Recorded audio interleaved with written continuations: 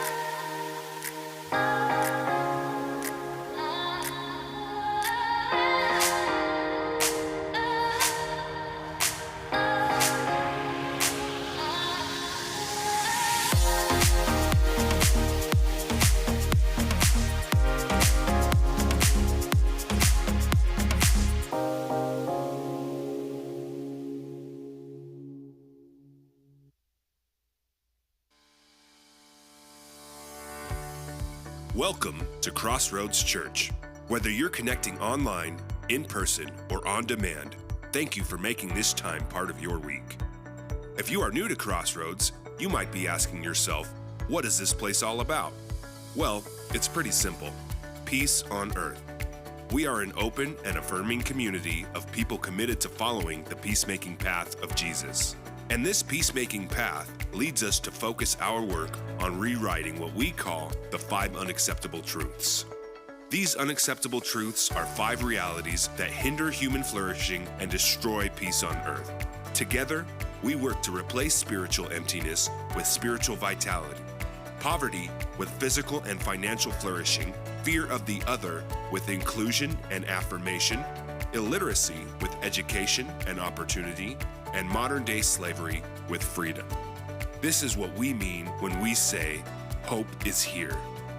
Over the next hour, we will experience the divine mystery together as we sing a few songs, listen for wisdom, and share in communion so that we might leave here inspired and equipped to follow the peacemaking path of Jesus in our everyday, normal lives. Blessed are the peacemakers, for they will be called children of God. Well, good morning, everybody. Welcome to Crossroads. It's so great to see you all here. If you are willing and you're able, will you please stand and join us as we sing together?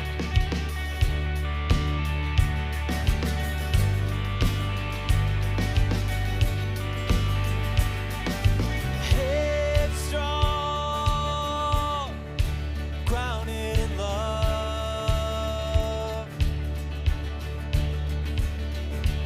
I'll forget what's already done.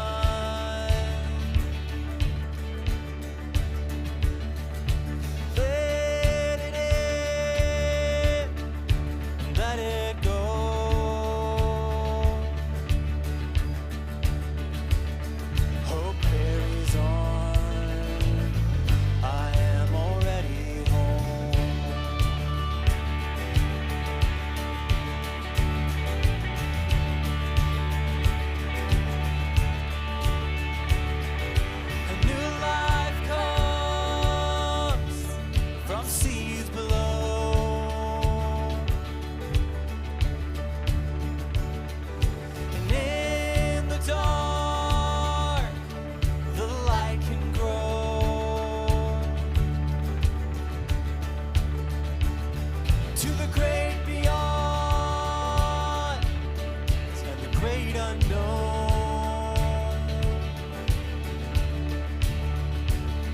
My soul at peace, I am already home.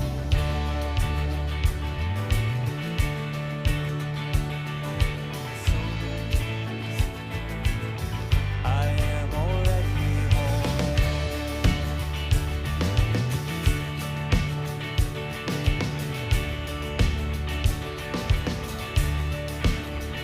And it's a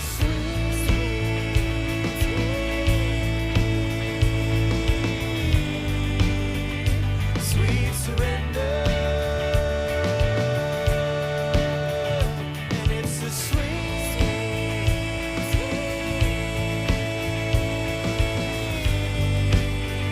surrender.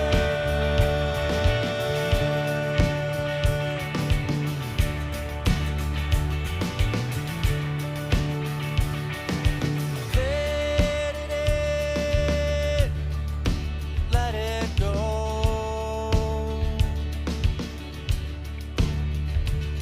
I could use a friend through the joys and sorrow, to the great beyond and the great unknown. I'll let my spirit ascend. I am already home. I'll let my spirit ascend. I am already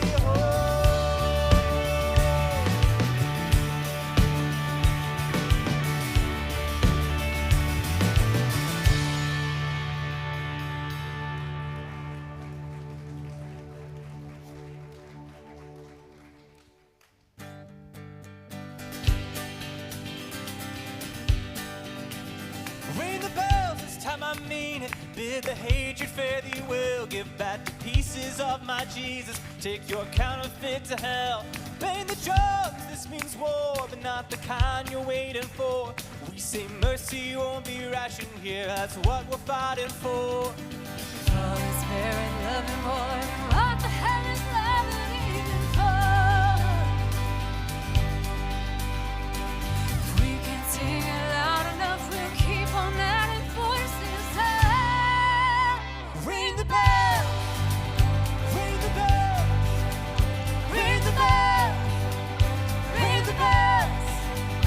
move your feet, you tiny people. You've been hiding for so long behind your statues and your steeples. Does that hit too close to home? Well, I got faith to move the mountain and to watch the mountain move. Time for words to fall like thunder. The sounds of justice breaking through. All is fair and love and war. What the hell is love and even for? The world laughs and the martyrs sing, but love breaks through the Calvary. Ring the bell, ring the bell, ring the bells, ring the bells. You call me boy instead of son, and I ain't the only one. Was in the throne room of a kingdom where I found that I belong. Lying scared to face a fortress, I have seen them fall before. With broken bones you built it, but it crumbled board by board. Fair and love and war. What the hell is love and even for?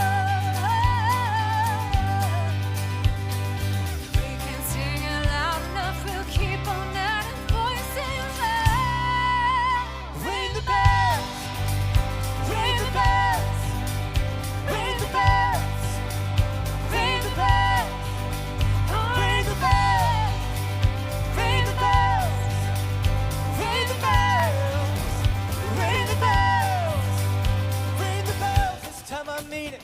Bid the hatred fare thee well. Give back the pieces of my Jesus. Take your counterfeit to hell. Right. Hello, everybody. You can take a seat. Welcome to Crossroads once again, and happy Father's Day. Special shout out to my dad. Happy Father's Day, Dad. And while we're talking about Father's Day, John, master of the dad joke, in my humble opinion, has graciously allowed us to take a sneak peek into his perfection of the writing of the dad joke process. So check this out.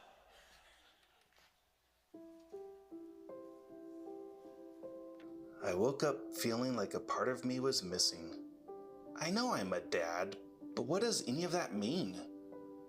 Without the ability to make my kids cringe with the perfect dad joke. It's time to actually do something with my life. It's time to get creative and make a joke that others will tell their kids for generations to come. Ingredients for the perfect dad joke. 1 pun or play on words, a pinch of silliness, a generous amount of wit, a dash of cringe, optional but highly recommended, a delivery with a straight face.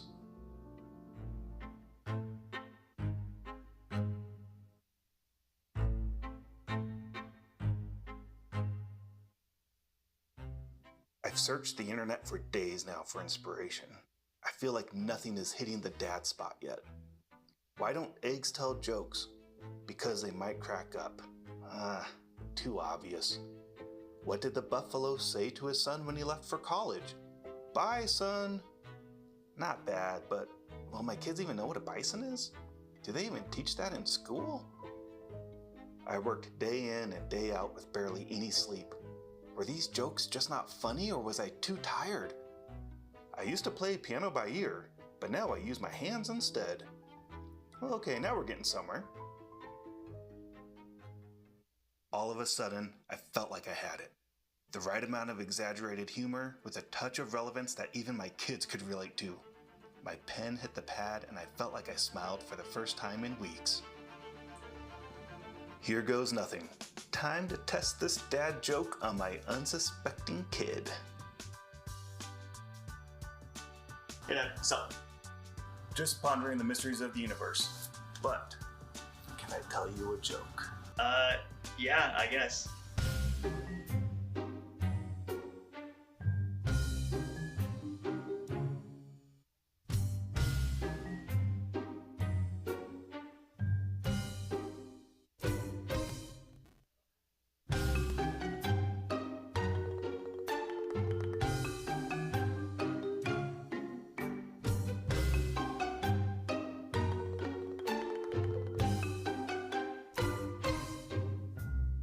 Mission accomplished.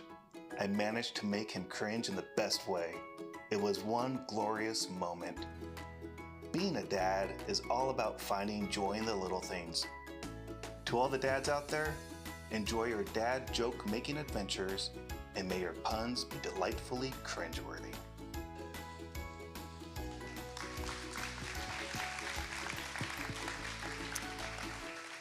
Oh man, that was great. I don't know what the joke was. Did anybody read lips? Anybody catch what it was? I guess it's just gonna be a cliffhanger. Well, good morning. Welcome to Crossroads. Happy Father's Day to all the dads and father figures out there. My name is Brooke Weens, and I'm the associate pastor here at Crossroads, and it's lovely to see you all on this beautiful Sunday. And I just have a couple of things to share with you all this morning. As you came in, you should have received a program. If you didn't, please just raise your hand. One of our room hosts will come around and give you one of those. And if you are new here, welcome. You'll find a few things in that program helpful, and I just want to point them out to you. So first, could everybody take out that Connect card? Just pretend I have one in my hand. It's rectangular, white Connect card. Yes, that's in my hand right now. And if you are new here, or if you attend every single week, we fill out the Connect card every week. So if you are a regular attender, you can just put your name, your email address, and check the box regular attender. But if you are new here, please check the box new here and fill out as much information as you feel comfortable sharing. And if this is your first time with us this morning, we do have a gift for you. It is an amazing book called The God We Never Knew. And it's especially helpful if you find yourself deconstructing ways of thinking about God that maybe were handed to you that no longer make sense to you. So you can grab that as you leave the auditorium today. There's a copy on all of the tables and as you exit. Or better yet, you can come visit me. I will be in the atrium after the service under the Fresh Perspectives banner. And I'd love to hear your story, answer any questions you might have, and I can also give you one of those good books. But now that summer is here, it is here, thank goodness. Beautiful summer. I love summer. And we have our summer teaching series. It is back by popular demand, and it is called You Asked For It. We had so much fun with this last summer that we knew we wanted to do another round of it this summer. And so in this summer teaching series, it's going to be launching in July. Our teaching team will be taking the time to answer your burning questions. I know you have them. I've heard you all whispering out in the atrium. And so whatever burning questions you might have about faith, Jesus, sin, the Bible, prayer, whatever it might be, you name it, no topic is off limits. So submissions for the You Asked For It teaching series, they're still open, but only for one more week. So get your questions in. It's as simple as just writing down your question on the back of that Connect card.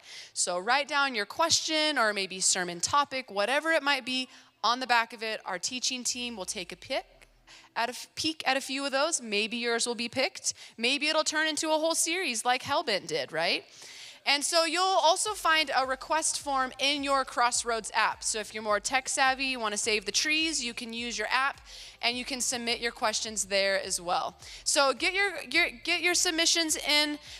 It'll be shaping our new series, the questions you have, and our series will launch on the first Sunday in our new Metro Lux location. So I'll have more about that kind of transition. I know we're in the midst of that right now, our transition over to the Metro Lux. But that's all that I have for you now. So I'm going to invite Ryan up for a short little chit chat. Enjoy. Thank you very much, Brooke. And do me a favor, welcome Kia out as well. Where's Kia? She's just going to join us here. There she is. So we want to take a second. How many of y'all know we are in transition mode? Yeah, lots of transitions. And one of our transitions is Kia's made a decision in life vocationally to step away from some of the things that you're doing here. And so I know. That's what I said when it happened. I cried for 4 days. But before we get to that, you've been around this place for quite a while, and you've done quite a few different things. Give us the litany. When did it all start for you? Yeah, so I was unemployed, and I had a 6-month-old who now he is almost 9, if you're doing some math. But I got a phone call on New Year's, right before New Year's Eve day, so December 31st, and it was a buddy of mine, and I had heard that he was working at a church, and I didn't, know much about it, and he was like, hey, we're desperate, we don't have any musicians because it's a holiday weekend. Can you come in? We've got this other guide, it would just be the two of you. Can you do some music? And I was like, well, I've got nothing else going on. So that's literally what it was like. Well, because I know what it's like to be at a church. I've been working in churches my whole adult life, so I know what that feels like to be desperate. And it's an awesome feeling. Not everybody can. Thanks for leaving us with that. Right. Not everybody can step up into a music role. So I was like, okay, you're desperate. Sure, I can help you out. And it was this church called Crossroads, and it had this campus in Fort Collins. Which is where I live. I live in North Fort Collins.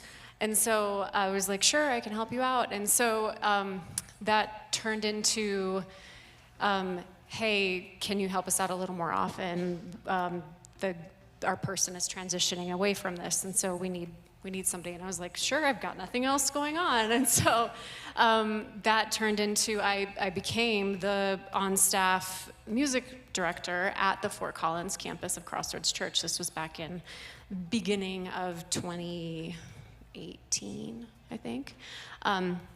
And so I did that, worked with some of the band members that you still see on stage every now and again.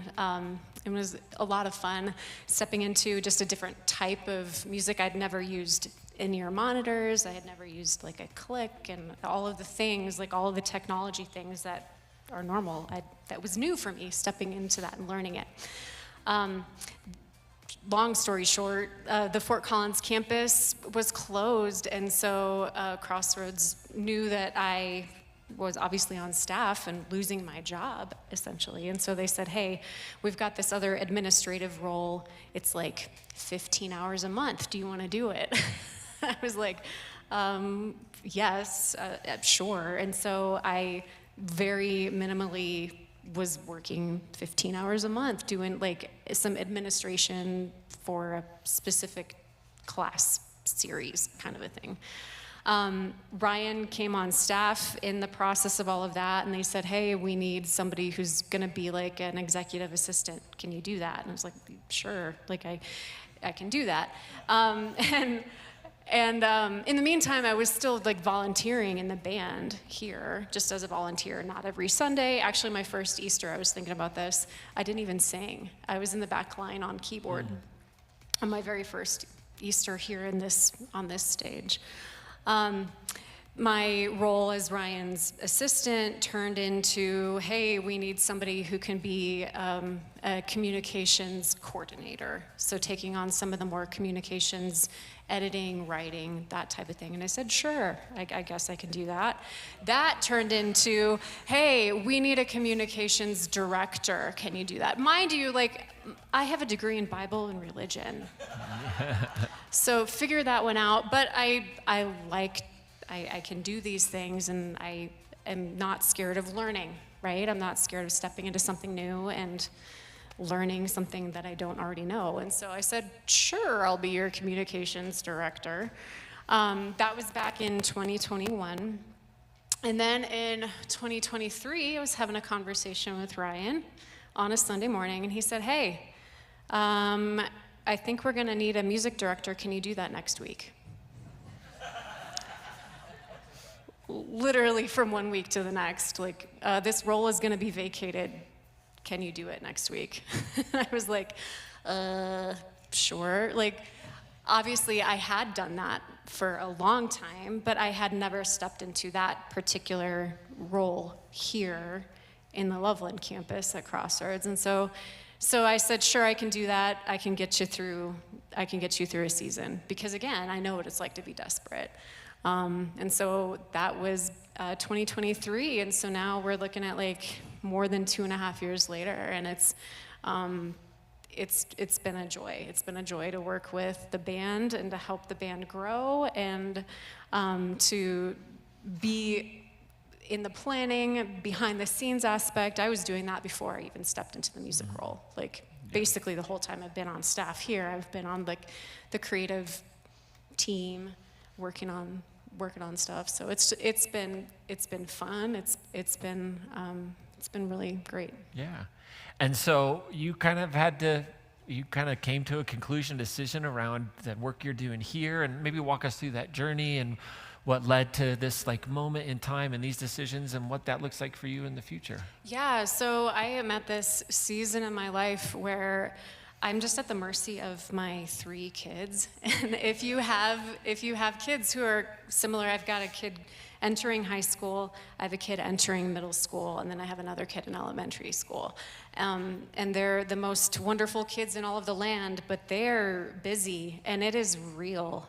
And I think I've heard this from other parents who've walked in this stage, and I didn't really believe it, but it is like buckle up, just in terms of like having a flow chart, getting 3 kids to 4 different places at the same time. Yes, that's a thing. 3 kids in 4 different places. And with my job being 20 miles away from my house, and then just the driving back and forth, getting kids to all of the things and all of the appointments and all of the sports, and missing events because I have work hours that I need to be present for in times when there might be a ballet recital, or there might be a football playoff game, or those types of things, I was feeling increasingly really torn.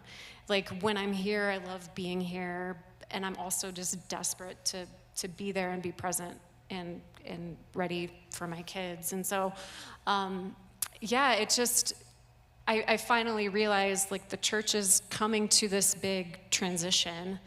We're gonna have 6 weeks of no live music. We're putting our copier in storage for a little while. So there is a lot of, there's a lot of transition going on here, and it made me realize, like, even though I may not be ready to walk away from the week in, week out, Sunday morning, constantly present here, this probably is the right timing for the organization. There's no other time in a church where Sunday doesn't come every 7 days. You know, and so, like, spoiler alert, we're not going to have live music right away at the Metrolux. It takes a little while to do some sound engineering and work out a plan. And so, like, for a music director to walk away and you've got 6 weeks of time, I felt like I had to make the decision for right now, even though I may not be, like, perfectly, like, see ya. But we haven't offended you enough to right. give us the bird and walk away. I'm not mad. I don't have another job lined up, but it just felt like the right timing, just in terms of a transition that's a gentle transition for everybody. And you do all the communications things as well, and my understanding is you're going to still be doing some of that in the near future, and Don't see get as too things excited. happen. I'm not getting excited, but maybe we might see, your name might show up here or there. Yeah, I'm not going away. I'm not moving. I'm not going to be knocking on the door of the big church up in Fort Collins saying, "Hey, I'm a musician. Can I come play for you?" Like, this is my church. This is my community. I need to step away from being present on campus always. Yeah, absolutely. Yeah. So, Kia, you have been, like, obviously in the story, and everybody can see, like, you've led us well, you've served this community so well. I've said this to you, and you're a person who is easy to trust implicitly. Like, when you say you're going to do something, you do it well. You've advanced our communications. The work you've done with our musicians and our band and this ministry has been phenomenal in creating community. And you could ask any of the people who participate in that, like, what that's been like for this season. And so you've done that well. And funny story, when I first came here, we got together, I met with all the staff members. And I'll never forget this. Like, Kia looked right at me and she was like, "I do not want the music job." That's exactly what she's like. "I don't want that." She named who's doing it. I was like, "I have no desire." The rhythm of that, the schedule, I don't want to. And then, like, I think it was like 3 or 4 years after that, I was like, "Hey, what do you think about doing that job? Even if it's just for a season, So, I mean, the truth is that coming into this, I think we all kind of knew, we felt like what a joy and gift to get your leadership in this season, knowing that there was a lot of things in the background. So you've done that so well for us. My question is, like, what can we do for you? Like, how can we as your community who've been the recipient of all of your gifts and talents, like, how can we support you in this? Yeah, I mean, I think the thing that I've been pondering a lot in all of this, this is not my first transition out of a church. This is my first transition doing it on my terms and because of my own choice. Every other time it's been a hard break. And I have gone through the pain and heartache of losing a community because of that transition. And so as I've been thinking about what I want this to look like and what I want this to feel like, don't be a stranger. Like, I'm not going away, I'm not moving, and you're still gonna see me in music videos. I'm still gonna be involved in some things super behind the scenes for a time being, and until I get a new job, like, I have to work, right? Which we'll be praying against that, but that's fine. Thank you for that. But like, my band, the people that you see up here, these are all dear friends, and we have walked through life together, and we've gone through a lot of crazy life changes and just been in each other's lives for a long time. Like, being on a volunteer team is really cool because you have the opportunity to get to know people like that. I was a volunteer on this team for a long time before I led it. And so I don't want it to feel like, oh, I can't call Kia, or, you know, I can't text her because, or whatever. Like, don't be weird. Don't make it weird, people. Don't make it weird. I love it. Don't make it weird. So I guess that's what I'm hoping for. Like, like I said, I'm not looking for another church community. I just may not be around all the time because Same I'm at capacity. why did they make football playoff games for 8-year-olds on a Sunday morning? Can we talk about that for a I second? know, right? I love it. I love it. Well, I know, again, like, just super appreciative, Key, of everything. And I think when we have folks that are on staff and are like very visible, it's important that we have conversations like this around visibility, because people, like, if you just like disappear, people are like, what happened to Kia, right? And so that's one of the reasons why we have these kinds of conversations. How many of y'all would still enjoy seeing Kia in our music videos, and around? Love it. Wonderful. Well, I'm not going to lie to you. I was not happy. Still not happy. But I think one thing we've always said with people that are on our team together is that people are what's important. You're important. You are far more important in what is best for your family and your life and your future and your health, and all of that is way more important than a role here. And so while we're super grateful and sad, we know that it's all going to work out, and we want the best for you, and we're super grateful. So thank you very much. Yeah, Can you give thank you. Kia a great big hand? And Kia, you can help throw this transition now, right? So we're going to cleanse the soul palette because we're all like, this sucks. But we're going to move forward in today. And we've got a song here that, if you've been around, we're in a Hellbent series, and the bumper to that series has been this song. And Drew's actually going to give us the joy of the whole song today, not just a little clip of it. And the song really deals with the challenge of what happens when we die. Yeah, it's leaning into just the mystery of all of it, and relationships are what matter. Right. Yep. So take it over, Drew. Brian.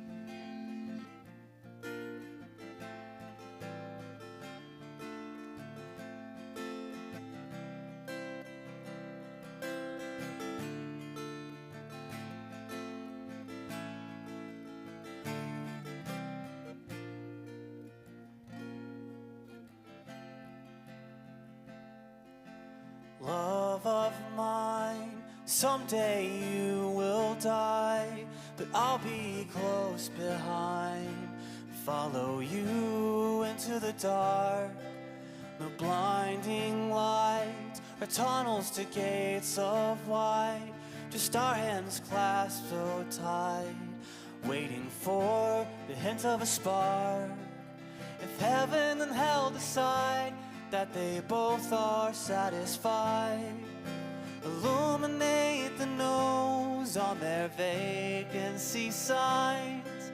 If there's no one beside you when your soul embarks, then I'll follow you into the dark.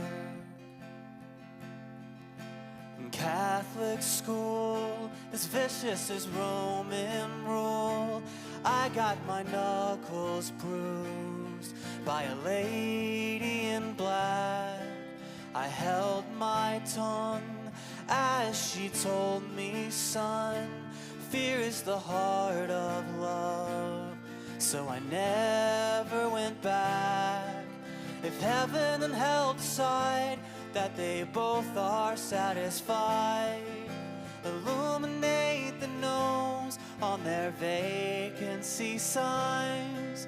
If there's no one beside you when your soul embarks, then I'll follow you into the dark. And you and me have seen everything to see, from Bangkok to Calgary, and the soles of your shoes are all worn down. The time for sleep is now, but it's nothing to cry about, 'cause we'll hold each other soon in the blackest of rooms. If heaven and hell decide that they both are satisfied, illuminate the no's on their vacancy signs. If there's no one beside you when your soul embarks, then I'll follow you into the dark. Then I'll follow you into the dark.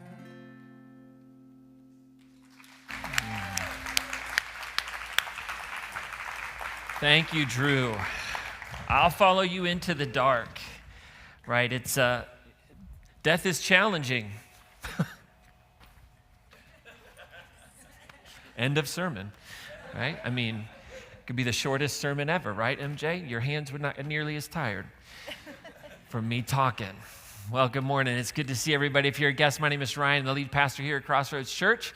And we're so glad to be together, and we're transitioning, and all this great stuff is happening. But today, we're wrapping up our series that we've been in called Hell Bent, where we've been exploring this concept of hell, how it has been used to control and fear. I love the line in that song that said that fear is the foundation of love, or something to that effect, and the person walks out, right? But yet many of us kind of know that that's really how a lot of religion thrives. The truth be told, a lot of churches grow. One thing I know for sure is you want to increase giving and attendance, just throw in a little fear, and it's amazing what can happen, but it's unhealthy and it really is challenging to us. So we want to wrap up this kind of conversation today. I want to bring hell and fathers into conversation today. How y'all feel about that one? So I came across a song a few months ago, and I loved it. And it's a haunting song. It convicts me. It gives me hope. It offers me grace. I feel God when I listen to it. The song has brought me to tears at times when I'm just out on walks, passing people. I'm just crying, written by a young woman named Maddie Zom. I don't know if anybody's ever heard of her, but she grew up kind of playing worship music in church, and she taught guitar in special education programs. She was actually on American Idol one season. I'm not sure which season it was, but she was on American Idol, made it to the top 50, and she's very open about her story. She's a queer woman who has an amount of religious trauma, working through that, growing up in the church and being a part of music. She talks about her own relationship with her body image and what the culture has said to her about loving herself and her weight and those types of things. She writes about all of this. In my opinion, I think she has a very prophetic voice into our world. I think she's a voice of challenge, of hope, and healing for many. And she wrote this song called If It's Not God. And it's this really deeply personal song that really speaks to her choosing to believe the voice inside of her head, the voice inside of her, instead of the voice inside of her church. And so it brings together, believe it or not, these two themes of hell and father. Could you imagine, right? Brings together this idea of fire, this imagery, and father. And if it's okay with you, I'd like to read the lyrics to you. I'm not going to sing it, all right? But I would like to read the lyrics to you, all right? And just let them soak in. So here's how it starts. It says, be pretty and don't make it look like you're trying. Told to be Esther when I felt like Goliath. When they were wrong, I could never keep quiet. I searched for the truth and had faith that I'd find it. And then she writes this, set myself on fire, let myself be the liar. And then here's the chorus. All of the Sundays I worried I'd disappoint my mom because I never understood some types of love being wrong. Something inside of me was always steering left. And then here's the haunting question. What father picks a few just to leave the rest? I heard a voice inside my head. It disagreed. And so if it wasn't God, well, thank God it was me. Second verse says, well, they called me a sinner when I was a saint, hiding in her bedroom, praying depression away, killing herself for eternal life and losing her interest to be a good wife. Set myself on fire. I let them call me the liar. All of the Sundays I worried I'd disappoint my mom because I never understood a type of love being wrong. Something inside me was always steering left. Here's that question again. What father picks a few just to leave the rest? And I heard a voice inside my head. It disagreed. So if that wasn't God, thank God it was me. And then the bridge is so great. It says this: if it was God, then I don't have to worry. He'll know why I left, why I ran in a hurry. So either way I choose, I'm not wasting my life, because the voice in my head has always been right. And then she gives the chorus one more time with one small twist. Says, all the Sundays I worried I'd disappoint my mom because I never understood a type of love being wrong. Something inside me was always steering left. And then she says this: no father picks a few just to leave the rest. And that's the line. No father picks a few just to leave the rest. The truth is, father is quite a loaded word. It's a challenging word for some of us. It's a joyful word for some of us. It's a tangled knot word. And it's a tangled knot word in our real fleshy life with biological fathers, father figures, people in our lives who have supported us. And if that's you today, if it's a complication, I understand. I understand that this topic could be a tough one. And so I really do want to say to you, exercise self-care. If there's something about this idea, this topic that produces anxiety and stress and strain, and you need to step out, you need to hit the pause button if you're listening, please do that. Slow down. Don't feel like you need to stay present in a conversation that's just drawing up too much. The reality is the statistics speak a lot to the truth about the conflict that we have with parents. And some of us, these statistics are not just statistics, they're real life lived experiences. So according to researchers in the Parenting Across Cultures project, roughly 25% of societies worldwide tend to exhibit some degree of mild to severe parental rejection, and often they treat it as a culturally acceptable thing. 25% across the world. In the US, 7 to 10% of adults, they talk about having children, and they report experiencing these significant ongoing rejections from parents. I think right now the statistic is that 25% of young adults are in conflict, are estranged from parents. June is Pride Month. And June, as Pride Month, is a moment that reminds us to listen to queer voices, to understand the experiences of queer people, to understand how culture has treated, to understand how the church has treated, to bring visibility and to celebrate the diversity. But it's important that we recognize that the experiences of queer bodies within every kind of harm that takes place in society is exaggerated. This idea of parental rejection within the queer community is phenomenally larger. There was a study that interviewed LGBTQ plus teens, and they had been kicked out of their homes by religious parents. And they found that about 90% reported that they were kicked out of their homes explicitly because of their parents' religious beliefs. LGBTQ youth reported hearing that their parents used religious language to say negative things about their queerness were twice as likely to attempt suicide than compared to those who did not. It's complicated. And here's the thing, parent and adult estrangement is often a gendered phenomenon. So in a recent study that was done here in the United States, about 26% of the respondents, they reported estrangement from fathers compared to 6.3% from mothers.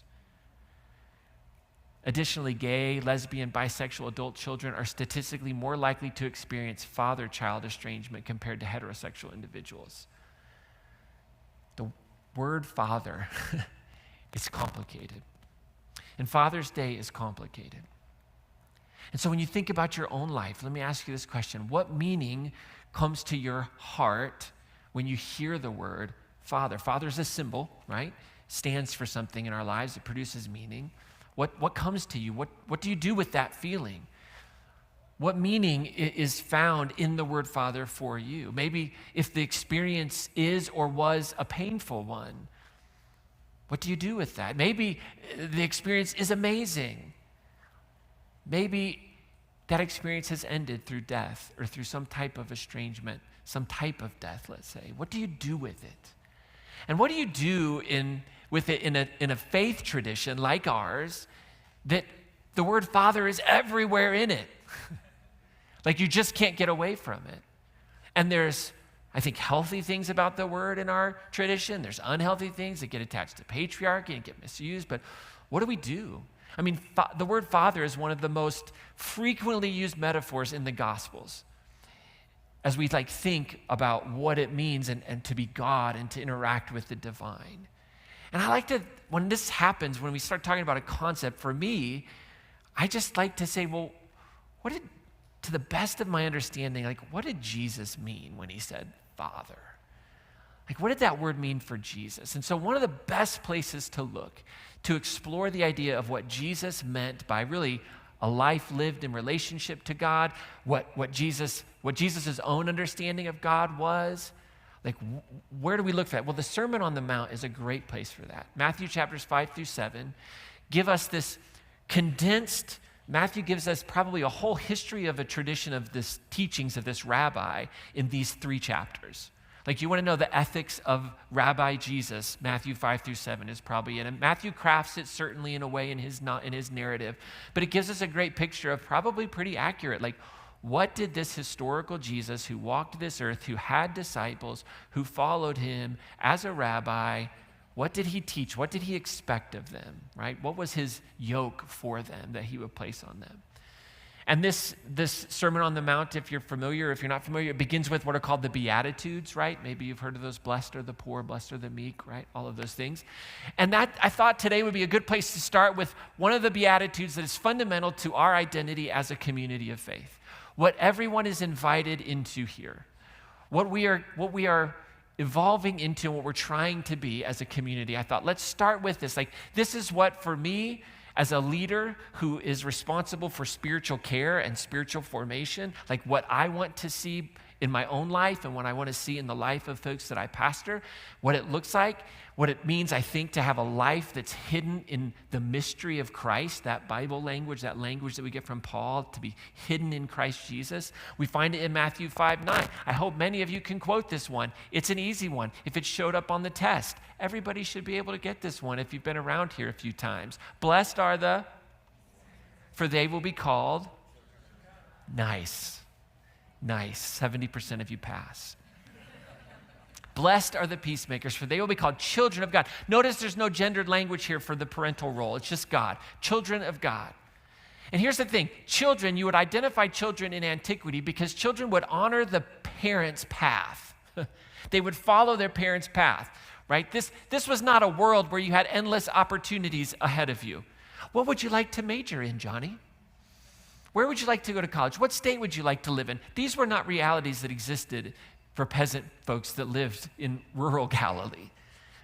You had a family tradition. You followed in that tradition. You brought honor to your parents. You brought glory to them by following in their path. And they would know, oh, that's so-and-so's kid. They do X, Y, and Z. That's so-and-so. So there's this path that you would follow. And so in Matthew chapter 5, in the whole of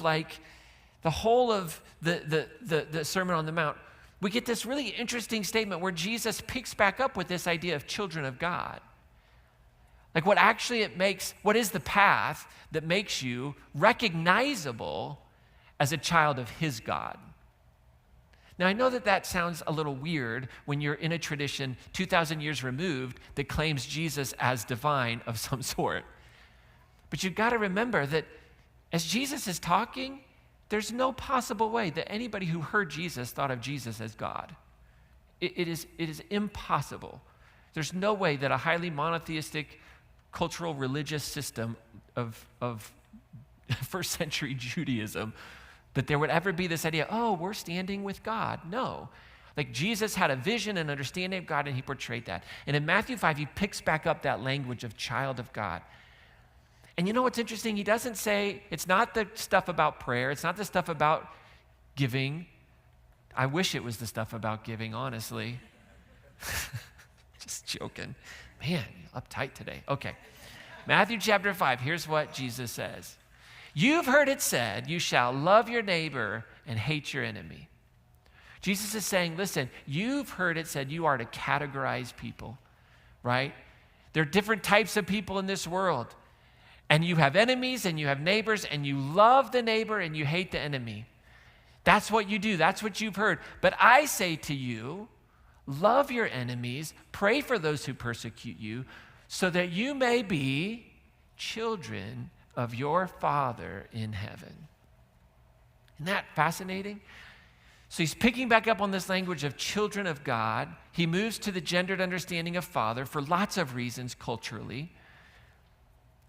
And Jesus is saying, listen, loving enemies is a core element to the peacemaking path.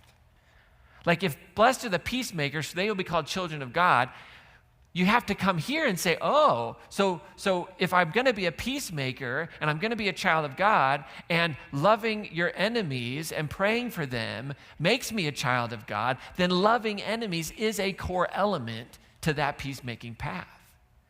And then Jesus goes on and he says something really, really insightful. He says, for he, God, makes his son. Now, remember, this language is patriarchal and gendered. God is genderful, okay? Jesus is drawing on a gendered image, which is perfectly fine to do, as long as we don't get caught up in it. And notice that's a possessive, right? His son, right? The son, all of creation is God's in Jesus' understanding. He makes his son rise on the evil and the good. Jesus uses the categories that would have been known. Like we're talking about evil, neighbors, all that good stuff. Here's the deal. Guess what? The sun is God's. It rises on the evil ones and it rises on the good ones. And the rain, which we think of rain oftentimes as a bad thing, but in an arid desert, like rain was a good thing, right? And it rains on the righteous and the unrighteous. The categories that you've made up, the sun shines on all of them, the rain falls upon them. And Jesus is saying God's love is beyond your categories. God's love is beyond your understanding of good and evil. Sun and rain are gifts. They're provisions that the father of the household of earth provides to all of his children, right? And that rain and that sun shines and the rain falls, and it's regardless of your judgments of who's evil, who's not. And Jesus is saying your love has to be the same if you want to be called children of God. Now, you remember the tree of the knowledge of good and evil? Way back in Genesis, have you ever heard that story? Adam and Eve running around naked, first nudist beach ever. And our creation myth one of our creation myths in our tradition tells us that there's this garden and there's this tree that's planted in the garden. It's called the tree of the knowledge of good and evil, and you're allowed to eat of every tree, just not that one. Because if you eat of it, you will surely die. That's the story. And what do? Eat it. Of course they eat it. Who's not going to eat that, right? That's all you can think about, right? Got all these trees, everything out there. It's like, but I wonder what that is, right? Now, we do this all the time. Because when we think that we can parse who's worthy and who's not worthy, we're eating of the tree of the knowledge of good and evil, and we are bringing death to ourselves and to everybody around us. For Jesus, God the Father, right? God the Father sees all of it, and it's all worthy of love. It's all worthy of sun, and it's all worthy of rain. It's all worthy of grace. It's all worthy of hope. It's all worthy of provision of the household manager, the father, who's responsible for the care of the entire household. What father leaves some? No father does. Now, later in the Sermon on the Mount, Jesus talks about prayer, and he gives us what has become known as the Our Father or the Lord's Prayer. And it begins with our Father. That's the idea, right? This Our Father in heaven. Now, the key word is our. It's actually not Father. Father helps us understand what Jesus had in mind. The Father was the owner. The Father was responsible for the care of the entire household, of providing the daily bread for everyone. It wasn't that I'm going to have 12 kids and 11 of them are going to get fed and one of them's not. That's not what a good householder does. That's not what a good father does. And this prayer is fascinating. So Dominic Crossan, a Jesus historian and scholar, he wrote a book on this prayer. And he talks about in this book how this prayer is so beautiful because it's universal in nature. If you just pull this prayer out of its like narrative context, almost any faith could pray this prayer. There's nothing intrinsically Christian about this prayer, or Islamic about this prayer, or Buddhist about this prayer, or Jewish about this prayer. It's very universal. Our Father, everybody's Father, God of all things, right? And it's all of these it's all this way of provision. And then it's living in that such a way. Now, the thing is this, as children of the household, you're to act in the same way. If God is seen in this metaphor as the provider, the one who's responsible for the provision of all people, because they're all God's children, then the children are to do the same, to distribute enough to everyone. Not to squander it on ourselves, collecting and hoarding, but living generously. Now, if you're like, how many Bible scholars do we have in the house? Come on, you can own it. Raise your hand up nice and high. You've read through it. I'll give that to you. You might know that there's the law of progenitor. Anybody ever heard of the law of progenitor? You're going to learn something new today. Useless, but new, okay? Listen, the law of progenitor says that the firstborn gets double. The firstborn gets double. Now, why is that? Why does the firstborn get double? Is it because that they're loved more by the father? In our world, that would be the case, right? Right? You got 3 siblings, or you and your sibling, your parents leave double to your sister, your brother, your non-binary sibling, whoever it might be. You're going to get a little, a little upset about it. What, do they love me more? They love them more, I mean? They love me less? Did I do something? No. We think, we bring our mindset, but you have to remember, the firstborn becomes what? The responsible party for everything, for everyone. You didn't move away. Everybody lived in a compound. And so the firstborn takes the responsibility of the care and concern for the remainder of the household. The care and concern for a spouse or spouses, if you want to talk about biblical marriage, right? Some of you got that joke for Pride Month. Appreciate that. Those of you. Right, but they then have this response. So they were left double because they had far more than double the responsibility to care and provide for the rest of the household. Okay? So you got to keep that in mind. So Jesus is talking about this father image, all these things that are going to show up in a first century heart. Now, back to Matthew chapter 5. He says, he's talking, remember, you're going to be children of God. You got to love your enemies because God causes the sun to rain on everybody that we think is righteous, unrighteous. Now, if you love only the people who love you, what reward is there in that? Don't even the tax collectors do the same? Those were the worst of the worst, by the way, to these folks that are listening. And the big question that Jesus is asking is, where's the honor, the joy, the payoff in caring only for those who share our values? The reward is found in the difficult stuff. The reward is found in the things that take forever to do. How many of you have ever tried something and you said, okay, this is going to take me 2, 3, 4, 5 years to accomplish, whatever it might be, right? And when you finish that, how amazing do you feel? Maybe you didn't finish it. Maybe you just feel terrible, right? Here's what I know about my life. The things that have taken me the longest, that have been the most difficult, they offer me the most reward. This bag that I brought with me today, this bag represents about 2 decades of my life. 2 decades of my life.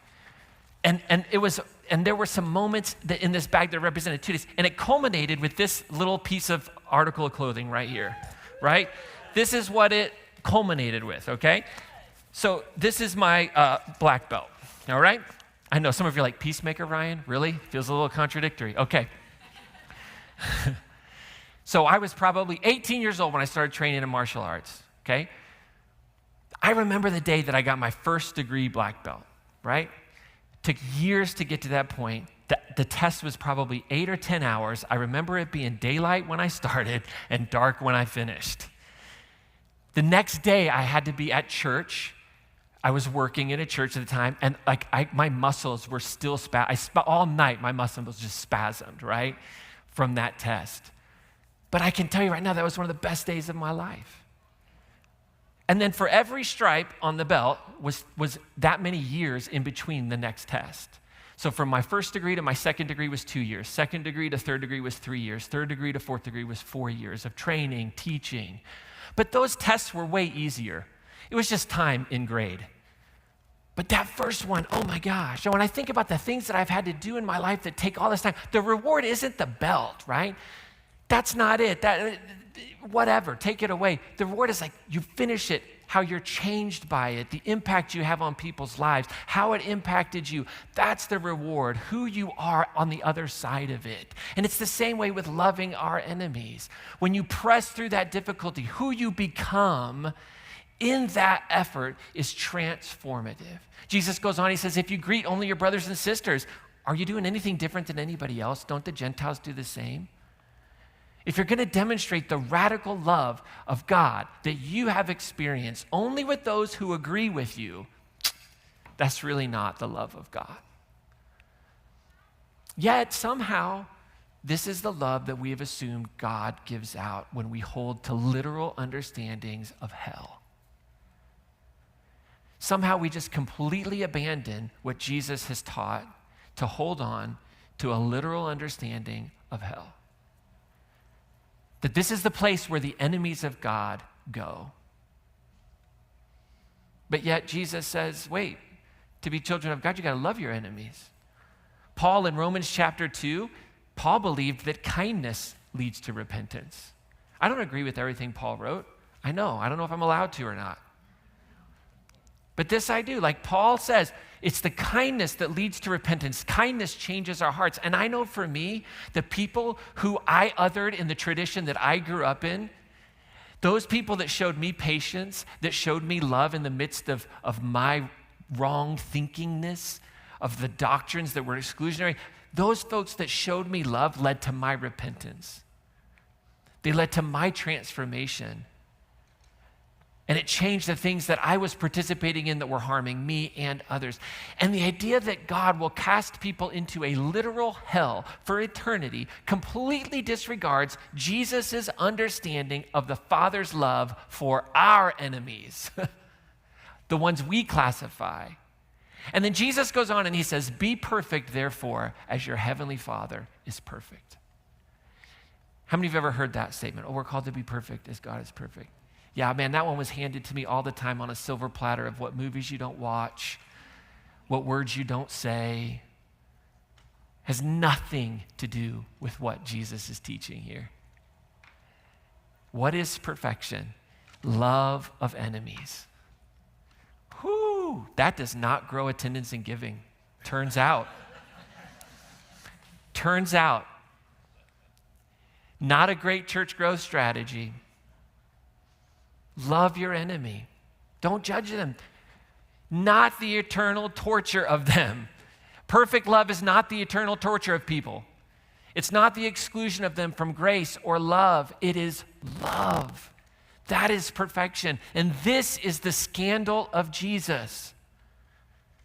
This is the scandal of divine love. This is what has the potential to actually make the Christian faith something beautiful. I'm not sure that it ever was, if I'm being honest, when we look at it historically and how as a religion of power and structure and colonialism, it has ever been this. Because here's the thing, to love your enemy, if we're being honest, it feels unfair, it feels unjust, it feels like evil wins, because I know what every one of you are thinking. What about Hitler? You're thinking about the latest president that you don't like or do like.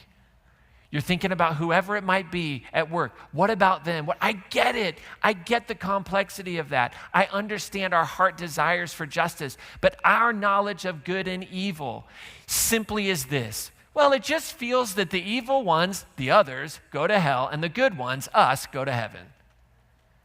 And here's the thing. If we're going to take on that role of judging what is good and what is evil, that's poison. It's poisonous fruit. And we get it from the beginning of our creation myths. It's poisonous fruit. Oh, we miss so much of, let's argue 7 days of creation. Let's argue how old the earth is. And in all of it, we've missed the truth and the beauty of it. Is that every time you eat of the tree of knowledge of good and evil, every time you think that you are qualified to determine who is evil and who is good, you are producing death. I am producing death. I have done it. That's what we're saying. 1 point, some historians, Some historians estimate that 1.6 billion people, according to some historians, have died from war and the fallout of war in the history of humanity. 1.6 billion. War is the ultimate expression of who's good and who's evil, who gets to live and who doesn't get to live. We can justify death. We can justify destruction. Yet Jesus, he understood the perfection of God, not in our standards of good and evil, but in love. The perfection is love. For God so loved the world. The sun shines on everybody. The rain falls on everyone. It's the same with love. So what is that love? What is it that we find in God, that we find in the living Christ? Well, as we come to the communion tables this morning, I think it's a great place to start with 1 Corinthians 13. If we're called to love our enemies, like what does it mean? Now remember, Paul is like dealing and addressing with arguments that are taking place in this Corinthian church about which gifts are better and which are not. He calls it childish behavior at the end, but he says this: if I speak in tongues of humans and have angels, but I don't have love, I'm a noisy gong or a clanging cymbal. And if I have a prophetic power and I understand all mysteries and all knowledge, and if I have all faith so as to remove mountains, but I don't have love, I am nothing. And if I give away all my possessions, and if I hand over my body so that I may boast, but do not have love, I gain nothing. Love is patient with enemies. Love is kind with enemies. Love is not envious or boastful or arrogant or rude towards enemies. I kind of have this thought that sending someone to a place of conscious eternal torture feels a little rude. Love doesn't insist on its own way. It's not irritable. It keeps no record of wrongs. I mean, the whole premise of an eternal conscious place called hell, the whole premise of judgment is a record of wrong that has to be kept. But love keeps no record of wrong. At some point, you got to reconcile these things, and you have to figure out which one you're going to choose, because they both can't exist. I choose love, because love doesn't rejoice in wrongdoing, but it rejoices in truth. It bears all things, believes all things, hopes all things, endures all things. Are you catching that? Love bears all things. It bears the weight of evil and pain and injustice. It bears our desperate and misguided attempts at the knowledge of good and evil, a knowledge of which we can never have a broad enough perspective. Paul says love never ends. It never ends. Now, how can love never end and eternal conscious torment continue? It can't. You have to do some serious mental, theological gymnastics to make that one work. But as for prophecies, they're going to come to an end. As for tongues, they'll cease. As for knowledge, going to come to an end. And then we get this beautiful image that is like at the very heart of why you don't judge good and evil. For we know only in part. You got to be humble. We know only in part, and we prophesy only in part. But when the complete, when the fullness, when peace comes, the wholeness comes, the partial will come to an end. The lack will cease. And then he says this: when I was a child, yeah, I spoke like a child. I thought like a child. I reasoned like a child. But when I became an adult, I put an end to childish ways. And here lies a very interesting thought. Is the concept of hell a very childish way of justifying our hate and our exclusion and our belief that we can be the judge of good and evil? Is there something to that desire of eye for an eye and tooth for tooth? And Paul says, for now, we see only a reflection. We see like in a mirror, but someday we'll see face to face. Now I know only in part, then I will know fully, even as I have been fully known. And this is why you don't eat of the tree of the knowledge of good and evil. Because our knowledge is partial and flawed, but love's knowledge is complete and perfect. So the sun shines on everybody, the rain falls on everybody.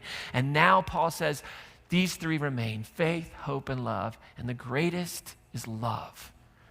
And the greatest of the greatest is the love of enemy.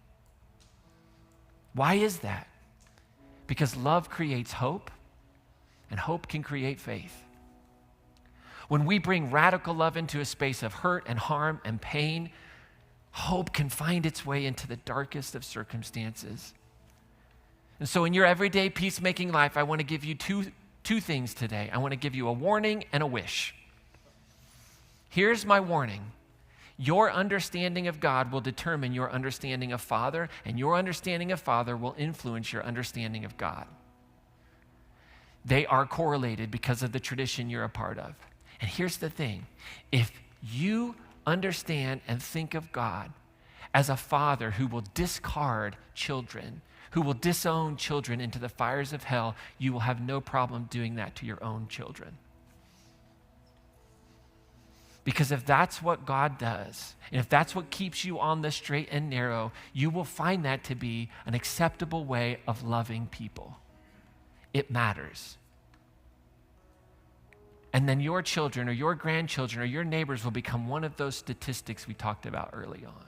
But if the God that you follow, the God that you understand as Father, pursues and provides and loves and welcomes even enemies to the table, that's the kingdom of heaven on earth. And that's the type of parent you'll be. That's the type of grandparent you'll be. That's the type of friend you will be. And so here's my wish for you, is that you experience the peace and the healing that comes from the perfect love of God that's described by Jesus here. A God who loves and pursues and embraces and never gives up and is never shocked by your behavior or your thoughts, is never going to offer you shame, is never going to harm you.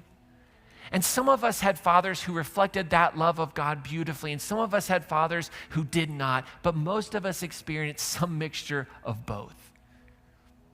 But Jesus invites us to imagine a divine parent whose love is never limited by fear or shame or disappointment or rejection.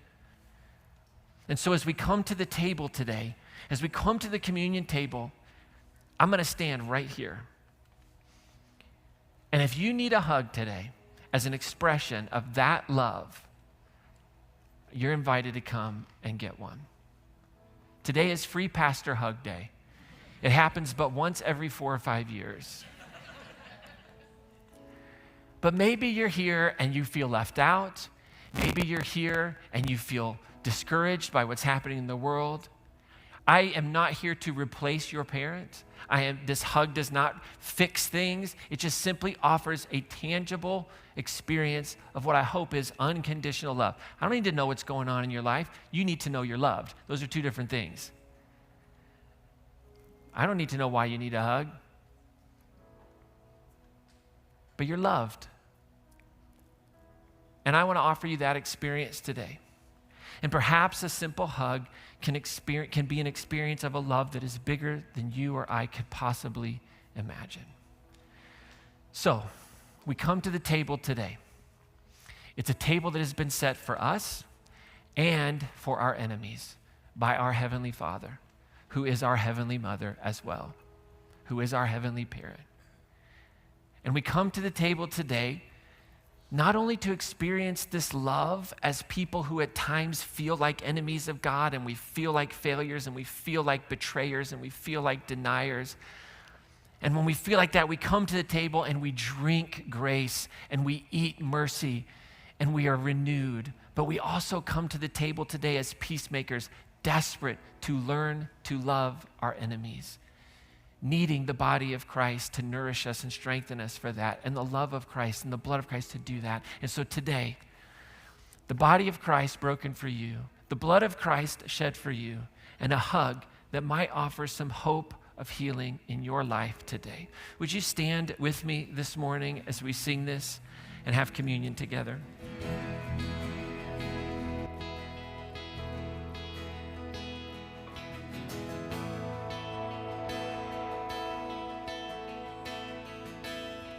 Love is able to provide.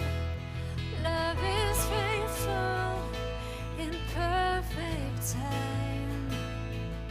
This goodness overwhelms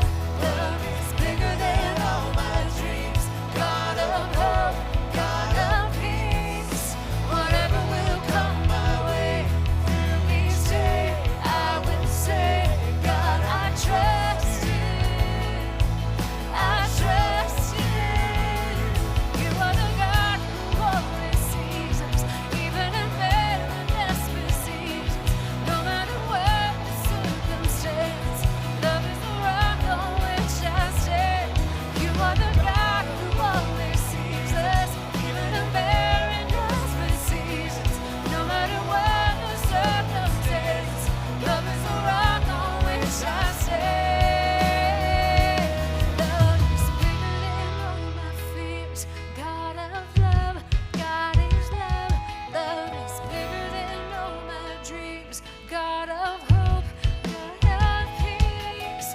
Whatever will come my way through each day, I will say, God, I trust you. I trust you.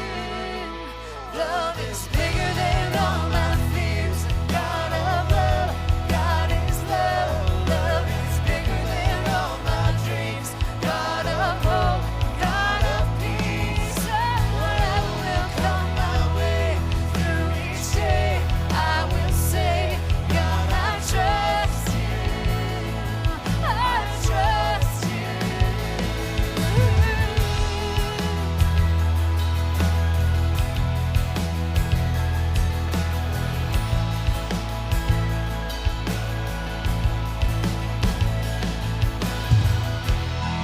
All right. It's good. Okay, go ahead and have a seat. We're going to get you out of here in just a second. I only have one more week of getting to speak as long as I want, and the only people that get upset with me are the children's workers. So I gotta calm that down. So in just a moment, I'm going to invite our room hosts forward, and they're going to pick up those baskets and collect your Connect cards and your donations. Thank you so much for your generosity and pens. If you're sitting in the bleachers, you can drop those in the orange kiosks on your way out. But I want to talk about what's happened over the next couple of weeks. So we're making the move to 2 services in our new facility there at the Metro Lux starting July 19th. So we have double the opportunities to volunteer, right? So you'll find details about each of the volunteer opportunities inside the Crossroads app. If you don't have the Crossroads app, download it. What's wrong with you, okay? Get the Crossroads app, and then under the Connect section, it'll say volunteer, and you can see all the different volunteers, and they're organized by priority and commitment. So you can see like really what our urgent needs and the different commitment levels, timing-wise, like how often, things like that. And you'll find a listing of just the high priority on the homepage of the app. So you'll see that right there. And so you can sign up through the app or check the box on your Connect card to get that started. Now, there's some other check boxes on the Connect card. To join the packing and the disposal team that's happening right now, check that box. Somebody will be in contact with you. Want to encourage everybody to join the Moving Mayhem team. So on July 6th through the 8th, we're going to be getting this place ready to move and transition, and there'll be different shifts. Check that box. We'll get in communication with you. We'll figure out a time and something that you can do to help, because we know not everybody can lift boxes and things like that, but there's always something for everyone. That's on us as the folks that are organizing that to do that. So we'd love to have everybody come out. Great time of community building, being together. Don't forget to write down your you asked for it sermon request. You can also email that to me as well, and we'll get that on the list, okay? So I'm going to invite our room hosts to come forward, and they're going to collect those baskets. And while they're doing that, inside your program is that card, the fridge card. So pull that out. I just want to walk through that real quick while they're collecting the baskets. Grab that card so you can see all the things that are happening. It lays out the schedule for the rest of the summer as we know it right now. Things are going to change, okay? But here's what we know right now. Next weekend is our final Sunday here, and then we have a corporate move. They happen all the time, okay? So this is our last Sunday here. We have our regular 10 a.m. gathering. Then the fun really begins, okay? So July 5th, that weekend, July 4th weekend is online only. So tune in, check the broadcast. Can I make just a very honest request of you? Thank you. That was a question, okay? If Crossroads is your church in this season, if you're used to coming and making your donation here, please, please, please, please continue to help your church by giving online. I'm not attaching it to God's blessing in your life. I have no idea if you give regularly, if something good's going to happen to you that week, all right? I do happen to believe that generosity changes us, but that's another sermon. But I'm talking to those of us who this is our church. We give when we're here. We're not going to be here. It's going to be challenging. So if you haven't transitioned to automate your giving, do that. It's amazing. I haven't thought about giving regularly in a decade because it just happens. It's the best ever. Imagine if you could automate your attendance to church. That would be phenomenal. Okay, now here's the thing. So just please do that. Now, Moving Mayhem is then on July 6th through the 8th. That's after the online only weekend. And then the following Sunday, July 12th, is our sneak peek. All right, and that sneak peek is going to be from, what does it say there? I think it's 9:30 to 11, right? 9:30 to 11, come on out. You're going to get to see all kinds of fun stuff. But before that, on the 10th, that Friday night, is a benefit concert for Loveland Community Kitchen. And we want to make that a success. And this is a great opportunity for us to connect as a community in this weird transition. So mark your calendars, bring out a lawn chair, bring your phone. You'll have a QR code you can scan before the night or that night. You can make a donation directly to the community kitchen. There's no tickets, but we do encourage everybody to make a donation. A Brothers Found, which is a very cool bluegrass band, is playing that night, 7 to 8:30. Come out, get ice cream downtown, go eat whatever, bring the kids. It's going to be a lot of fun. That's on Friday night. And then Saturday is sneak peek. Come check out the new digs and see where kids are checked in, all that good stuff. We're going to have breakfast. So that's going to be a lot of fun, okay?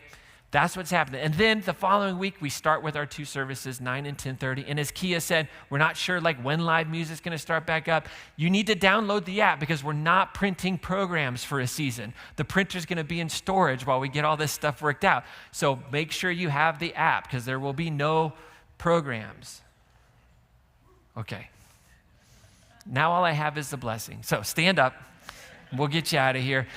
In the atrium are root beer floats today to just celebrate dads or the day. Maybe you feel like your dad isn't worth celebrating. I get it. But let's celebrate the day and celebrate the dads worth celebrating and celebrate a God whose love is perfect. All right? So here's your blessing. If you want to lift up your arms to receive it as you head out, may you go into this week knowing that you are deeply loved, and may you release the burden of deciding who's worthy and who's not, and may you leave behind the exhausting work of judgment and discover again the freedom of grace, and may the divine love revealed in Jesus heal every wound left by rejection and shame or fear. And may that love speak louder than every voice that has told you that you are not enough, that you are not welcome, or that you are not worthy. And may you remember that the sun still rises and the rain still falls on all of us. And may we learn to see ourselves and our neighbors and even our enemies through eyes of compassion. And when life tempts us to return to the tree of the knowledge of good and evil, may we instead choose the path of the peacemaker, choosing kindness over certainty, curiosity over condemnation, and love over fear. So go as a beloved child of the divine, go as a child of love, and a child of a love that never ends, a grace that never gives up, a hope that is always making all things new. Amen. Have an amazing day, everyone.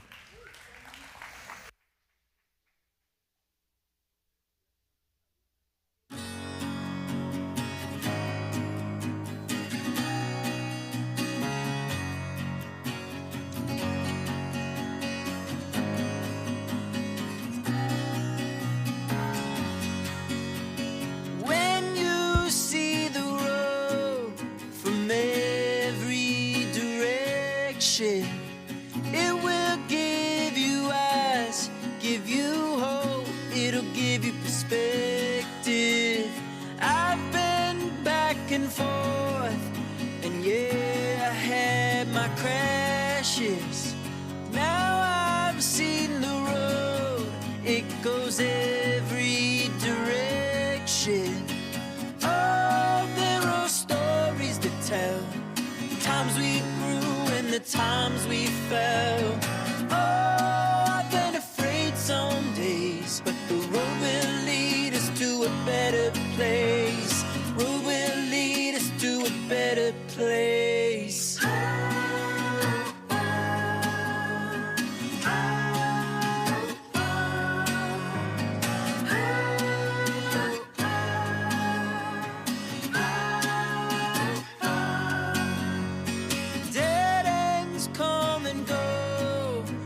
Toward the horizon, up ahead you'll find a peace of mind, relief from the trying. I have burned a bridge, wrecked in a ditch, had to ask forgiveness. Dead ends come and go, look toward the horizon. Oh, there are stories to tell, times we grew and the times we fell. Oh, I've been afraid some days, but the road will lead us to a better better place.